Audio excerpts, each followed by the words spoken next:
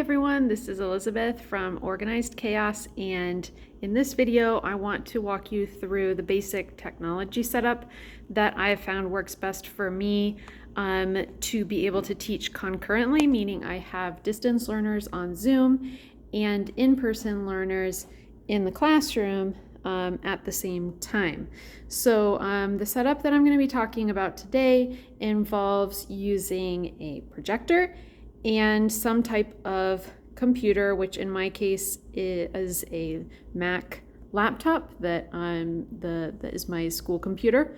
I used this same basic setup when I was on a cart, which was this whole school year up until now. And it works the same way as long as you get the settings set up properly. So it just involved a little bit of prep work on my part ahead of time to make sure that I could connect all the projectors in the different rooms I was bouncing between and make sure the settings worked on my computer in advance. But it did work the same way, so this can work as long as you have any sort of projector. You don't need to have a smart board or interactive whiteboard, and you do not need to have a second monitor, which I know I do have on my desk here.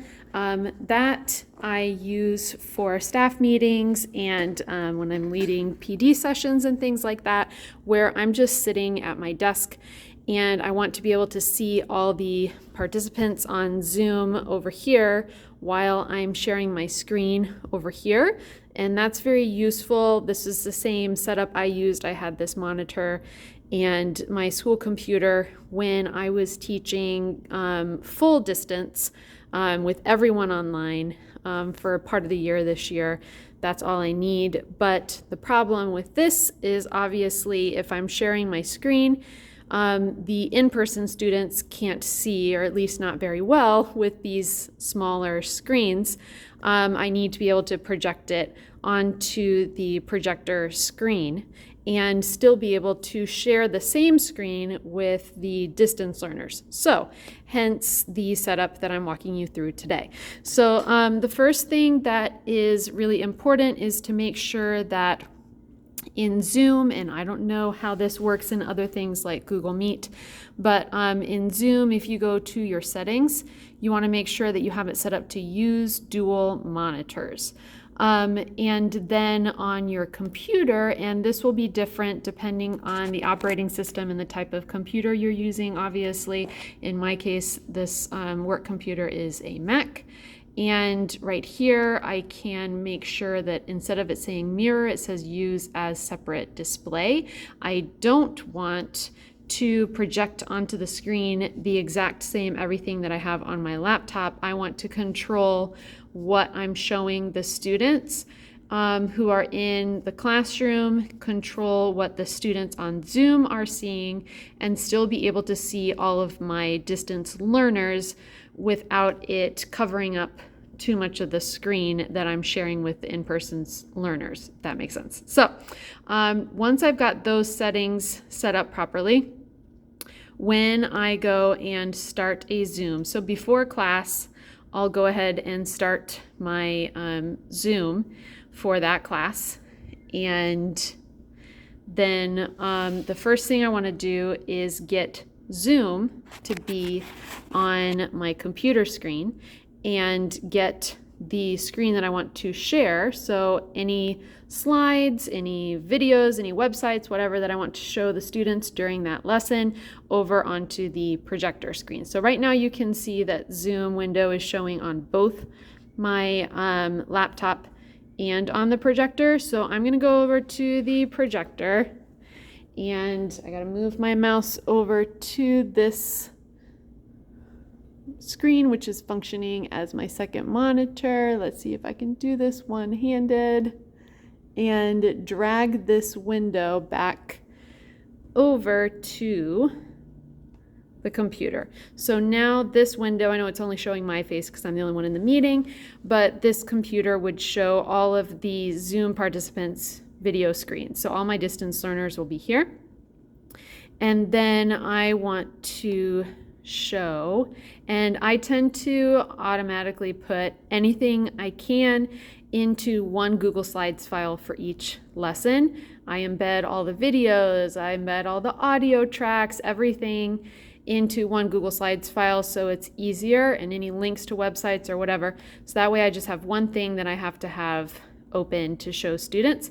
And now I'm going to drag it, and you can see behind me it's going onto the projector screen.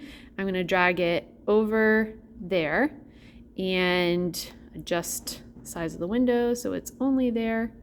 And now my students in the room can see the slides. Before class, I'll adjust the window size so it's bigger on the screen, but I will I'll just blank the projector screen so that it's not showing. And I don't have it shared, obviously, in Zoom with my distance learners yet, so now nobody can see it yet. They can all just see me. The other key to this setup is, of course, the placement of the computer that I'm using the Zoom camera for. So the camera is right here. So when I am teaching, I am in a place where I can see my distance learners right here. I can stay out of the way of the screen for the in-person learners and be able to teach like this. And the kids, when they see me, because I'll spotlight myself in the Zoom meeting. So then the distance learners, when I share my screen, will still see my video in the corner. And they'll be able to see me and whatever I'm gesturing to or things like that. Or if I'm teaching and I'm not sharing my screen, they can see what I'm doing if I'm showing them a dance move or whatever it is. So that's why I have the laptop where it is.